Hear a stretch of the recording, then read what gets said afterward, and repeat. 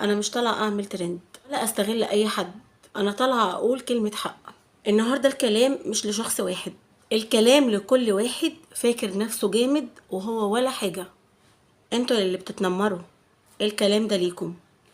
ايه الحلاوه اللي انت فيها لما تضحك على حد؟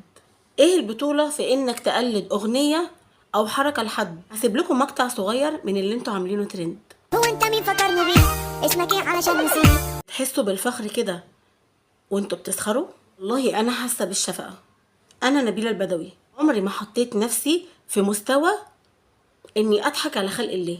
انا لو كنت مكانكم والله كنت اخجل، لان التنمر مش قوه، التنمر فضيحه لشخصيتك الضعيفه. انت مش قادر تواجه نفسك فبتواجه ناس اضعف منك جسديا ونفسيا. انت ضعيف مهما حاولت تتظاهر بالقوه. طبعا الضعف واضح في كل كلمه وكل حركه. الريتش اللي بتجري وراه هينزل، لكن الوش اللي كسرته هيفضل للأسف مكسور طول العمر. البني آدم مش لعبة والحياة مش مسرحية. في ناس بتضحك في وشك لكن بيجي عليها الليل وتفتكر كل حاجة وتعيط بسببك. ومهما ضحكت النهاردة ممكن انت تكون مكانهم بكرة. ارحموا من في الأرض يرحمكم من في السماء، وافتكروا ان انتوا مش أقوى من ربنا.